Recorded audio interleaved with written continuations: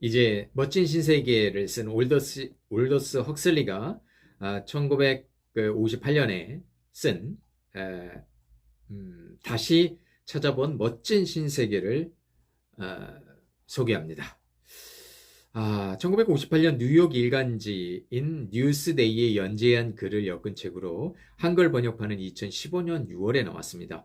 저자의 멋진 신세계가 1932년에 나왔으니 약 26년 만에 다시 옛 저서에 대한 소회를 담은 평가를 하는 셈이죠. 통속적 오락물과 대중문화를 철저히 혐오했으며 싸구려 영화 윤리와 상업적 음악의 지속성 등 물질주의의 새로운 장난감들에 대한 혐오감과 불쾌감을 드러낸 멋진 신세계의 예언 중 많은 부분이 벌써 26년 후에 목격할 수 있었죠. 21세기인 지금에서도 공감할 수 있는 내용이 적지 않습니다. 멋진 신세계는 세익스피어의 희곡인 템페스트의 미란다의 대사로부터 연유했죠.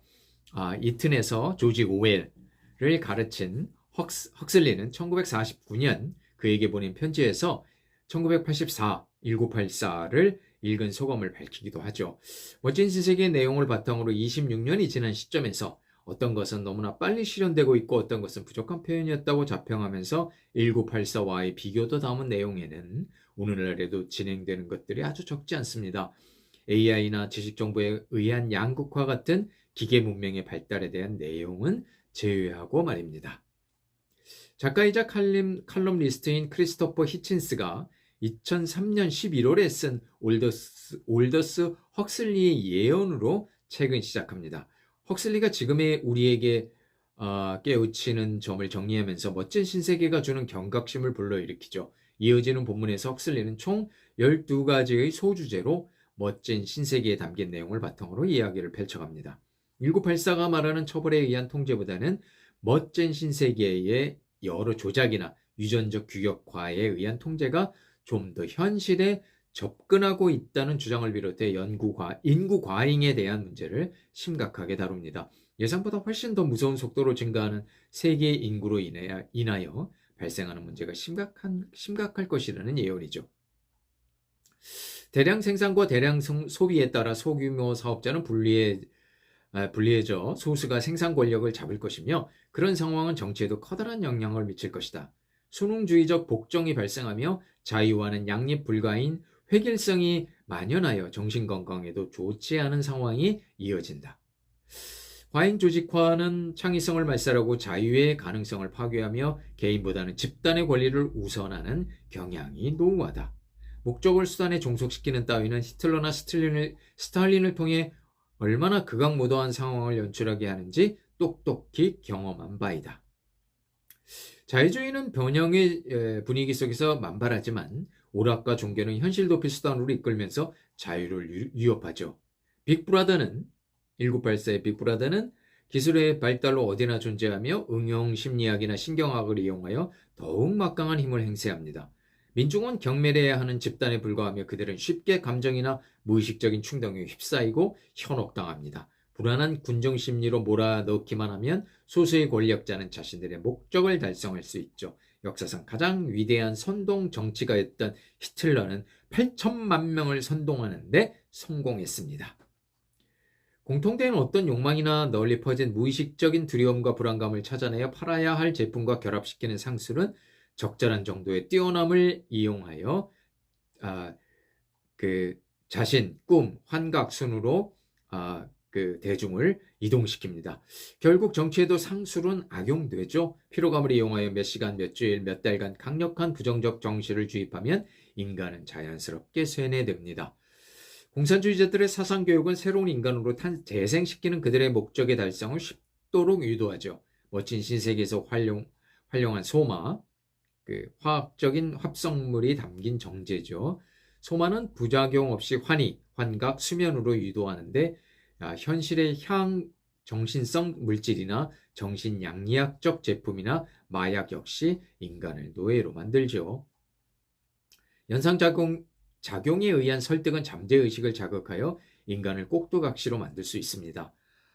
그런 거는 그런 헉슬리 예언은 조금 과해 보기도 합니다만 21세기인 현재에도 인위적인 시도는 불가능한 까닭이긴 합니다. 하지만 스마트폰을 비롯한 그 어디에도 존재하는 광고에는 아마도 그런 작용이 있을 수는 있겠죠. 수면학습법 역시 당시의 연구와 실험에서는 효과가 있었지만 헉슬리의 우려와는 달리 현재에도 그다지 선호하는 방식은 아닙니다. 인간은 사회적 동물이어서 획일적이고 집단적인 환경에 의해 만들어져야만 한다는 견해는 위험하죠. 다양함이나 개성을 무시할 수 있는 까닭입니다. 적당한 평준화를 이상적으로 생각하여 사회에 적용한다면 인간의 자유는 필요 없어질지도 모릅니다. 자유는 개인적인 다양성과 유전적인 특이성은 물론 윤리적인 자유와 관용과 상호 박애의 가치관을 필요로 합니다. 언어의 올바른 사용법을 교육하는 것은 너무나 중요하죠. 거짓과 진실, 의미와 무의미를 구별할 수 있어야 하기 때문입니다. 인구 증가, 천연자원의 고갈, 식량 부족, 대기업 독점, 관료주의의 정부, 대도시 인구 집중, 소수의 권력 집중 따위의 문제 해결책은 무엇인지 저자는 마지막 소제목에서 묻고 있습니다. 어떤 새도 날개를 사용하지 않고 잘 먹고 잘 살 방법을 찾는다면 비행의 특권을 버릴 것이라고 하죠. 먹여 살려주기만 하면 자유를 내팽개칠 수 있다는 의미죠. 과학적인 혹은 교묘한 상술을 실행하는 독재 정부 아래에서도 마찬가지입니다. 충분한 빵과 구경거리 및 오락만 있다면 말입니다. 1932년 멋진 신세계가 출간한 당시에는 책에 대한 평가가 너무나도 좋지 않았다고 하고요. 1958년 이 책이 나올 당시에는 나름대로 많은 사람들의 주목을 받았다고 합니다. 1949년 자신의 제자인 조지 오웰에게 보내는 편지에 1984를 읽은 소감과 함께 정말 훌륭하고 중요한 의미의 책이라고 추켜 세우죠. 몽둥이와 감옥보다는 노예 생활을 좋아하도록 유아 습성 훈련과 마약성 최면이 더 훌륭한 통치 수단이 될 것이라는 말도 보태면서 말입니다. 정말 한국 번역판이 나온 지 저는 5년이 훌쩍 지나서야 읽었습니다. 그만큼 헉슬리의 멋진 신세계가 예견한 내용 중에 21세기 현실에서 이루어진 부분이 상당히 많습니다. 1985년에 나온 닐 포스트먼의 죽도록 즐기기는 1984와 멋진 신세계의 예언을 비교합니다. 아주 재밌는 책인데요. 죽도록 즐기기, 닐 포스트먼입니다.